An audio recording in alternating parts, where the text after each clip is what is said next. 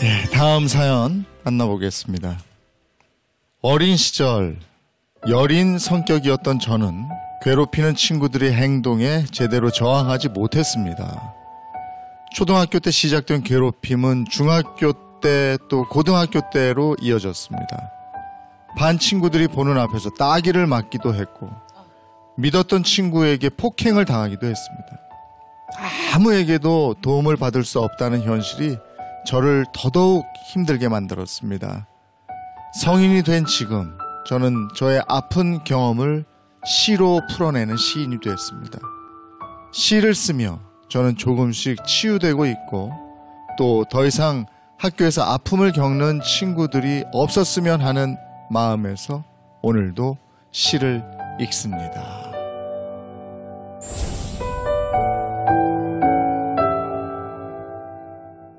그 학교폭력의 아픔을 시로 표현하면서 시인으로 활동하고 있는 김승일이라고 합니다. 네. 그때 얘기 기억하기도 싫겠지만 좀 해주시겠습니까? 네, 하굣길에 저를 계속 밀착해서 쫓아오면서 거의 집에 도착할 때까지 돌을 던지거나, 네, 실제로 이제 맞기도 했고요.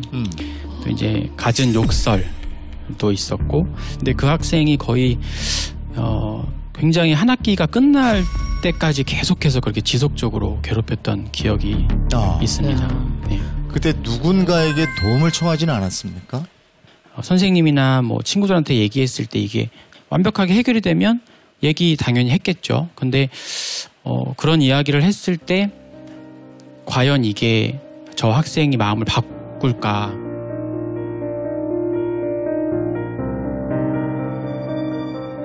오히려 나에게 더 보복을 하면 어떡하지? 라고 하는 그런 두려움이 있었기 때문에 이렇게 섣불리 잘 누군가에게 말을 또 못하고 혼자만 끙끙 앓았던 것 같습니다. 초등학교 시절을 그렇게 보내고 네. 그리고 중학교에 갔어요. 네. 상황이 좀 달라졌나요? 어떻게 됐나요? 그러니까 야기라는 단어가 있었어요. 그러니까 시험 문제에 무슨 무엇을 야기하는가 뭐 이런 게 있었는데 친구와 이제 좀 설전이 벌어진 거예요. 그러니까 이게 야기라는 말이 무슨 뜻일까 이렇게 얘기를 했는데 제가 조금 이제 잘 모르니까 이거는 이야기의 일종인 것 같아라고 얘기를 했어요. 그랬더니 그 친구가 그건 말도 안 되지. 이야기하고 야기는 다르지라고 얘기를 하면서 갑자기 따기를 엄청 세게 때리더라고요. 따기를요? 네, 따기를 그 자리에서 맞았고 근데 이제 제가 그때 정말 고통스러웠던 것은 맞았다라고 하는 그 신체적인 고통을 넘어서서 제가 맞을 때 주변에 친구들이 있잖아요.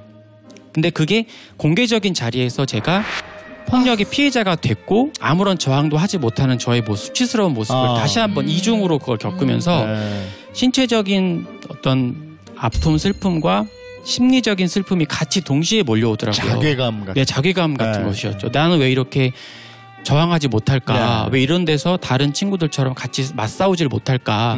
근데 그 친구가 이제 그런 제가 약자고 그렇게 맞서 싸우지 못한다는 것을 알아채는 순간 저를 더 교묘하게 괴롭히면서 또 약 올리기도 하고 되게 서슴없이 저한테 더 그런 폭력을 가하는 모습들이 계속 괴롭힘의 대상이 돼버린 거예요. 그 그렇죠. 순간. 네.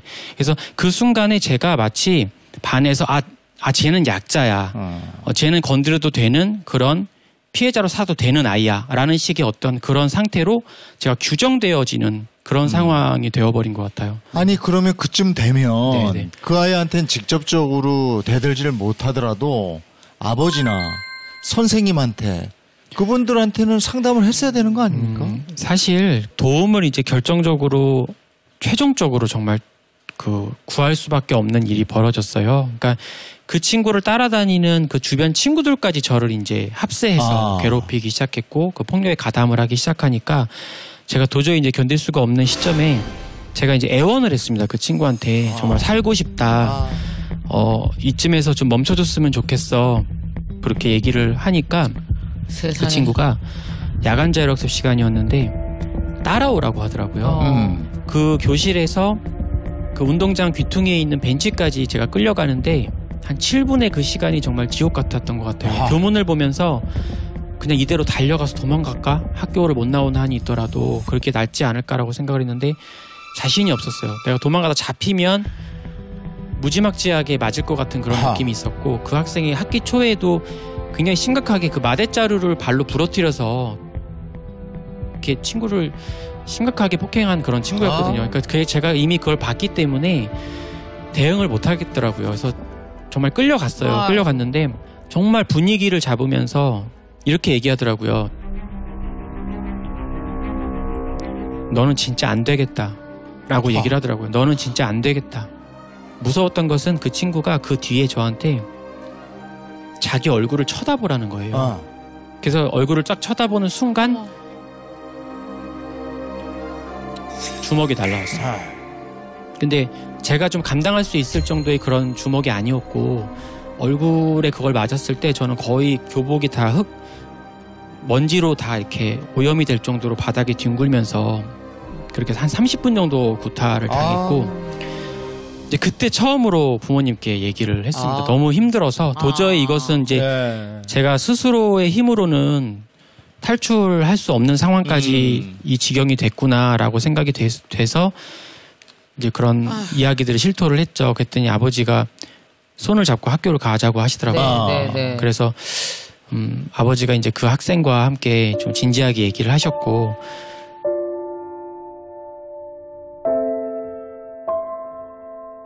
좀 죄송한데 제가 자꾸 잊어버렸던 게 생각이 나서요.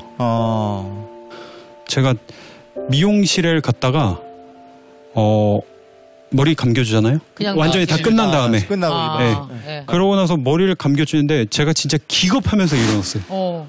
그게 뭐였냐면 이제 씻겨주시는 분이 남자분이셨는데 남자 손이 이렇게 딱 왔는데 저도 모르게 너무 끔찍한 그게 싹 하면서 벌떡 일어나가지고 제가 이거 어디서도 말한 적은 없는데 제가 이제 머리 하러 가거나 하면은 말씀을 드려요. 그 남자분이 좀 안 했으면 좋겠다. 뭐 피치 못한 경우에는 뭐 하는데 그때 이후로 뭐 그런 적이 있었고 뭐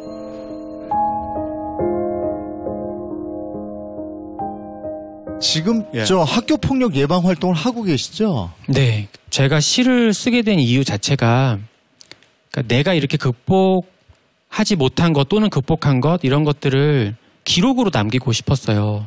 저는 근절보다도 예방이 되게 중요하다고 생각을 하고 있어요. 그러니까 이미 일어난 폭력에 대해서는 사후적으로 어떤 뭐 위로를 해준다고 해도 좋아질 거라고 저는 생각을 안 하거든요. 그래서 처음부터 이게 방지가 된다면 얼마나 좋을까. 그러려면 학생들 마음속으로 들어가야 된다고 생각을 했고 시를 통한 시 낭독과 또 함께 시를 읽으면서 그 피해 학생의 마음도 서로 이렇게 좀 읽어내는 그런 내면화적인 교육이 있을 수 있다면 그런 것들을 개발해낸다면 조금이라도 완화시킬 수 있지 않을까 그런 희망을 갖게 됐어요. 그러면 지금 기왕에 나오셨으니까요. 지금도 뭐 예전보단 덜 하겠지만 그래도 왕따로 또는 이런 폭력에 노출돼서 정말 아파하는 친구들이 있을 텐데 어떻게 했으면 좋겠습니까? 그 한번 얘기 좀 해주셨으면 좋겠어요. 웅크리고만 있는 게 아니라 그 폭력에 대해서 목소리를 내고 저항할 줄 알고 또 주변 친구들이나 선생님 분명히 도와줄 수 있는 사람들이 분명히 있다고 저는 생각이 되거든요. 그래서 혼자 좀 극단적인 생각을 하면서 자기 혼자 해결하려고 하지 말고 누군가에게 자꾸 목소리를 내줬으면 좋겠다라고 얘기하고 싶습니다. 참 이게 뭐 사례가 끝판왕처럼 들리지만 이거보다 훨씬 더 참혹하고 끔찍한 사례들도 더 많습니다. 차마 방송으로서는 얘기할 수 없는. 그러니까 그런 일이 벌어지는 게 공통점이 닫힌 사회예요. 그래서 우리가 좀 더 열어서 공론화시키고 용기 내서 얘기 한마디 하고 그게 다시 힘을 얻어서 또 얘기를 하는 그런 사회 분위기를 만들어 나갔으면 좋겠습니다.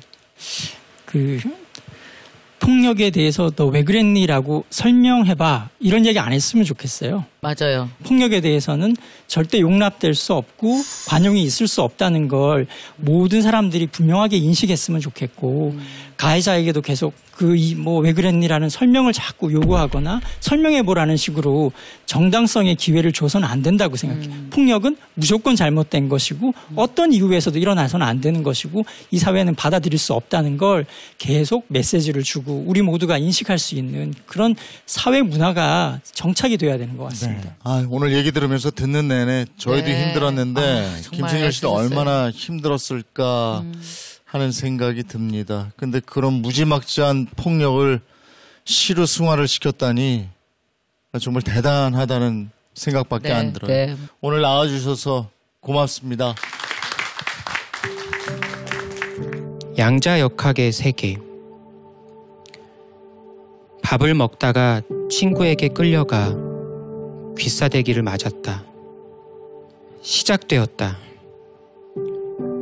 해독 불가능한 언어가 귀 속에 난무했다. 거기 모든 전쟁과 살인, 폭행, 자살과 관련된 모든 악한 자들의 악죄와 알 수 없어 알 수 없이 죽어간 나약한 자들의 울음소리와 지금도 끌려가고 있는 모든 잠정적 폭력의 피해자들의 절규가 있다고 믿는다. 나는 귀를 움켜쥐고 문이 닫힐 때까지 거기 앉아 있었다. 신은 주사위 노름을 절대로 하지 않는다.